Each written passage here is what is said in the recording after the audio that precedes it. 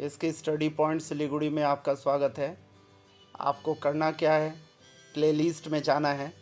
Playlist में जाकर आप अपने क्लास का प्लेलिस्ट को चुनकर स्टडी करना है। जिस टॉपिक को चुनना है उसी को पढ़ लेना है। लाइक और शेयर इस वीडियो में हम लोग करना है। फिजिकल साइंस क्लास 7 का चैप्टर 3 को देख रहे हैं और इस वीडियो में चर्चा करेंगे संकेत, फॉर्मूला और संयोजकता के ऊपर में। तो चलिए शुरू कर। स्क्रीन पर देख पा रहे होंगे प्राचीन काल में रसायनज्ञ तत्वों का संक्षिप्त रूप किस तरह से लिखते थे। चिन्हों को देखिए, गोलाकृति का चित्र सबका प्रयोग करते थे। क्लास 6 में आप मौलिक पदार्थों के नामों को चिन्हों द्वारा लिखने की प्रणाली को सीख चुका है। तो चलिए हम लोग इसमें थोड़ा आगे बढ़ते हुए सीखते हैं।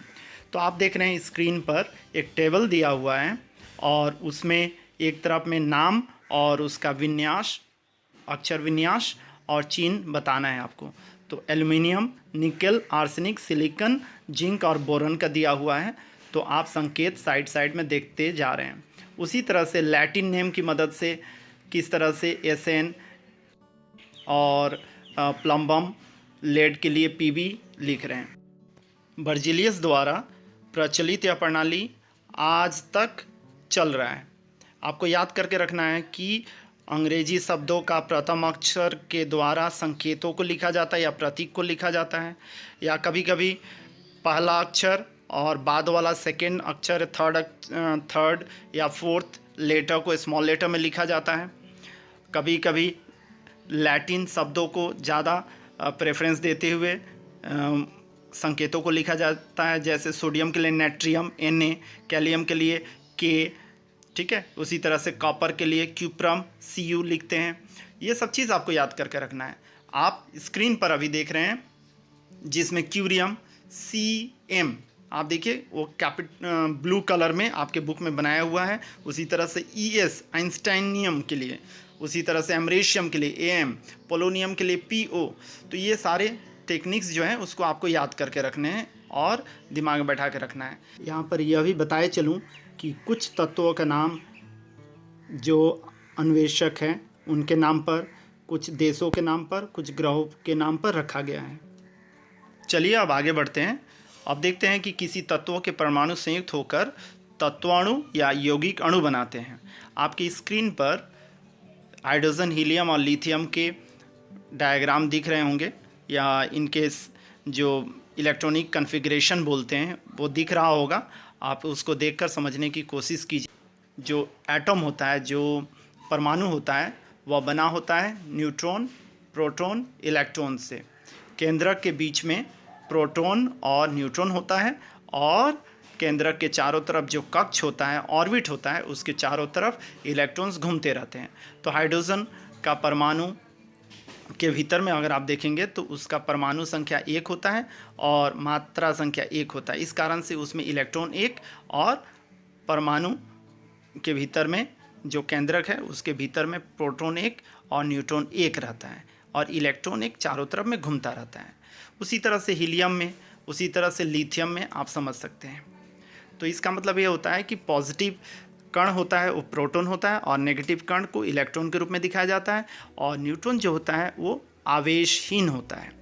प्रोटॉन की संख्या और इलेक्ट्रॉन की संख्या बराबर होता है किसी भी परमाणु के भीतर में। इसलिए आप देखते हैं कि तत्वों का परमाणु विद्युत विहीन होता है। तो इस तरह से काफ़ी सारे चीज़ हैं। हम लोग काफ़ी कम समय में इस चैप्टर को कवर करना चाह रहे हैं, इसलिए आप खुद भी एक्सरसाइज को देखिएगा और समझने की कोशिश कीजिएगा। नहीं समझ में आया तो आप कमेंट बॉक्स में आकर ज़रूर लिखिएगा। आप अपनी स्क्रीन पर देख पा रहे होंगे कि हीलियम परमाणु का एटॉमिक नंबर 2 होता है, मतलब परमाणु संख्या 2 होता है और मात्रा संख्या 4 होता है। तो इसलिए प्रोटॉन 2 हो गए, इलेक्ट्रॉन 2 हो गए और न्यूट्रॉन 2 हो गए। अगर अभी तक आप इसके स्टडी पॉइंट सिलीगुड़ी को सब्सक्राइब नहीं किए हैं तो तुरंत सब्सक्राइब कर दीजिए और बेल आइकन को भी दबा दीजिए ताकि नोटिफिकेशन आपको मिलता रहे। कमेंट, लाइक, शेयर ज़रूर कीजिएगा। आगे बढ़ते हैं। आप देखते हैं कार्बन, सोडियम और क्लोरीन का इलेक्ट्रॉनिक कॉन्फ़िगरेशन, परमाणुविक संरचना। आप देख पा रहे होंगे स्क्रीन पर 6C12, Na1123, Cl1735। देख रहे हैं 12, 23, 35।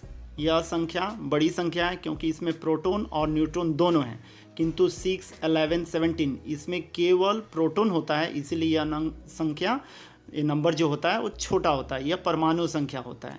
परमाणु संख्या में ही इलेक्ट्रॉन और प्रोटॉन लगभग बराबर ही रहते हैं, अगर इलेक्ट्रॉन उसने खोया या लिया ना हो तब। तो उसी को लेकर अब हम लोग के पास तालिका है, देखिए टेबल, उसमें कार्बन का एटॉमिक नंबर, परमाणु संख्या और इलेक्ट्रॉन की संख्या, प्रोटॉन की संख्या दिया गया है, फिलअप किया हुआ है, आप देखकर समझ लीजिए। जब इलेक्ट्रॉन और प्रोटॉन की संख्या लिखिएगा तो परमाणु संख्या जो है वही होगा। न्यूट्रॉन की संख्या जो होगा वो परमाणु संख्या को द्रव्यमान संख्या या मात्रा संख्या से माइनस कर दीजिएगा तो न्यूट्रॉन की संख्या निकल जाएगा। ठीक है, अब आगे बढ़ते हैं। तक आप सीख गए कि परमाणु संख्या, इलेक्ट्रॉन संख्या, न्यूट्रॉन संख्या और प्रोटॉन संख्या किस तरह से ज्ञात करते हैं, परमाणु संख्या और द्रव्यमान संख्या की मदद से। अब अगर कोई परमाणु इलेक्ट्रॉन एक या एक से ज़्यादा छोड़ देता है, त्याग देता है, तो क्या होता है? आयन तैयार होता है। अगर वो इलेक्ट्रॉन एक या एक से अधिक ले लिया तो क्या होता है? फिर आयन तैयार होता है। तो यहाँ पर आप समझ लीजिए कि अगर इलेक्ट्रॉन कोई भी परमाणु छोड़ता है तो वह क्या हो जाएगा? पॉजिटिव आयन तैयार हो जाएगा। मतलब इसको हम लोग केटायन बोलते हैं इंग्लिश में, हिंदी में धनायन बोलते हैं।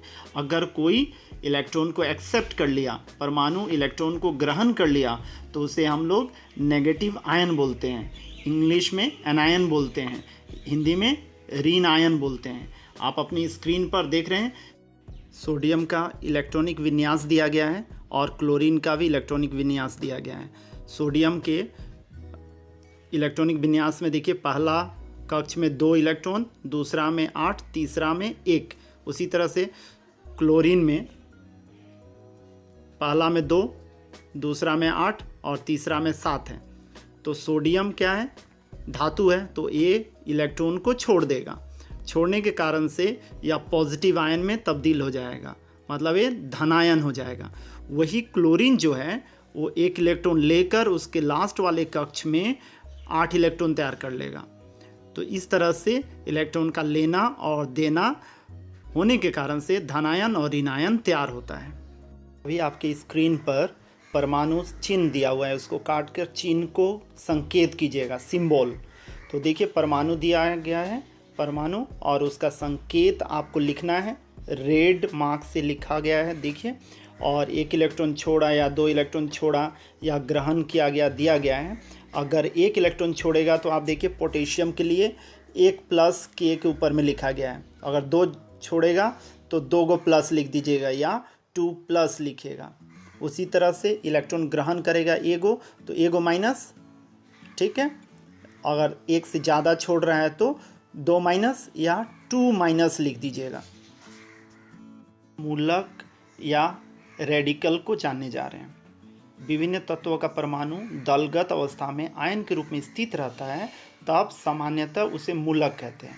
दलगत अवस्था में ही वे मूलक रासायनिक प्रक्रिया में भाग लेती हैं और रेडिकल के आवेश के परिमाण ही प्राथमिक रूप से उस मूलक की संयोजकता कहलाती है।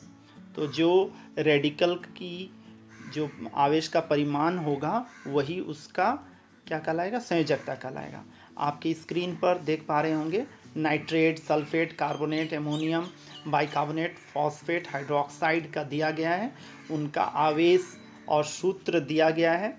आप देखिए रेड मार्क से लिखा गया है ऊपर में, तो उसी सूत्र के बगल में, तो उसी को देखकर आप टेबल को फिलअप कर लीजिएगा। जब आवेश लिखिएगा तो माइनस या प्लस साइन में लिखना है, किंतु जब संयोजकता लिखिएगा तो उसमें प्लस या माइनस साइन को नहीं बैठाना है।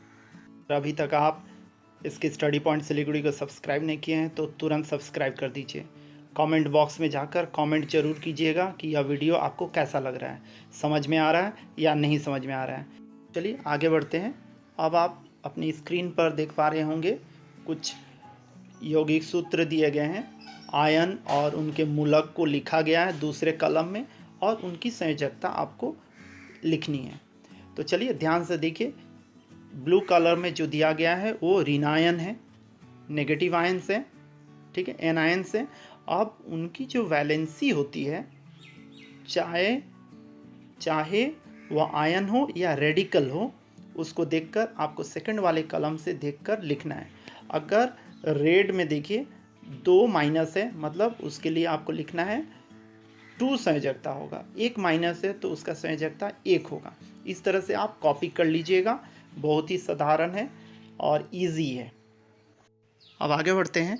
इस टेबल में आप देख पा रहे हैं कि क्लोरीन के कंपाउंड्स दिए गए हैं टेबल में, और यौगिक क्लोरीन के साथ प्रतिक्रिया करके जो कंपाउंड बनाता है उसमें उपस्थित धातु की संयोजकता बतानी है, और क्लोरीन के कितने परमाणु उस यौगिक के निर्माण में भाग लेता है उसको बताना है। तो आप स्क्रीन पर देख पा रहे होंगे, तीसरा कलम में क्लोरीन के साथ जो युक्त धातु है जो प्रतिक्रिया कर रहा है उसका संकेत दिया गया है, और चौथा कलम में आपको बताना है कि कितने क्लोरीन के परमाणु उस कंपाउंड को बनाने में मदद किए हैं, और पांचवा कलम में आप धातु की संयोजकता बताइएगा। तो देखिए स्क्रीन पर, समझने की कोशिश कीजिए, और बताया गया है कि किस तरह से आपको लिखना है। पहला में देखिए NaCl दिया गया है, तो इसमें धातु कौन है? Na है, और क्लोरीन Cl है, तो कितना क्लोरीन लग रहा है? तो 1 ही क्लोरीन लग रहा है। तो धातु की संयोजकता कितनी है? 1 है, तो 1 लिखिएगा।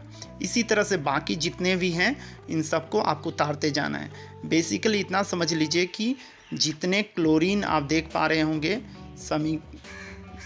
सूत्र में, जैसे PbCl2 दिया गया है, तो क्लोरीन कितना लग रहा है? 2 लग रहा है। अगर AlCl3 है तो क्लोरीन कितना लग रहा है? 3 लग रहा है। तो धातु का संयोजकता कितना हो गया? 3 हो गया। तो इस तरह से आप नोट करते चले जाइएगा। आपकी स्क्रीन पर सॉल्यूशन बता दिया गया है, समझा दिया गया है। यहाँ पर एक नई चीज़ आपको समझ लेना है जिसको वेरिएबल वैलेंसी कहते हैं। आप वैलेंसी सीख गए हैं या संयोजकता सीख गए हैं, तो अब वेरिएबल वैलेंसी होता क्या है इसको समझ लीजिए। आपके स्क्रीन पर दिया गया है, उसको समझिए, देखिए, पढ़ने की कोशिश कीजिए। जब किसी तत्व की संयोजकता 1 से अधिक होती है तो उसे तत्व की परिवर्तनीय संयोजकता कहते हैं या परिवर्तनशील संयोजकता कहते हैं, अर्थात उसकी संयोजकता परिवर्तनशील होती है। जैसे पारे की संयोजकता 1 और 2 है, लोहे की संयोजकता 2 और 3 है, फास्फोरस की 3 और 5 है। तो इसी तरह से अगर FeCl2 आप लिखते हैं तो Fe की संयोजकता यहाँ पे 2 है, किंतु FeCl3 लिखते हैं तो Fe की संयोजकता 3 है, ठीक है। इसी तरह से तो जिसकी वैलेंसी कम रहेगी, जो वैलेंसी कम रहेगी उसके लिए हम लोग अस यूज़ करते हैं, OUS, और जो वैलेंसी ज़्यादा रहेगा उसके लिए हम लोग IC यूज़ करते हैं, ईक यूज़ करते हैं। इसीलिए फेरिक क्लोराइड बोलेंगे और फेरस क्लोराइड बोलेंगे। अगर वैलेंसी 2 है तो फेरस क्लोराइड, और वैलेंसी ज़्यादा है तो फेरिक क्लोराइड बोलेंगे। इस चीज़ को आप समझ लीजिएगा। वैलेंसी कम तो अस, वैलेंसी ज़्यादा तो इक। उम्मीद करता हूँ कि आपको संकेत, सूत्र और आयन के बारे में जानकारी मिल गई होंगी। इसकी स्टडी पॉइंट सिलीगुड़ी के साथ जुड़े रहने के लिए बहुत बहुत धन्यवाद। सब्सक्राइब कीजिए, लाइक और शेयर ज़रूर कीजिए। दूसरे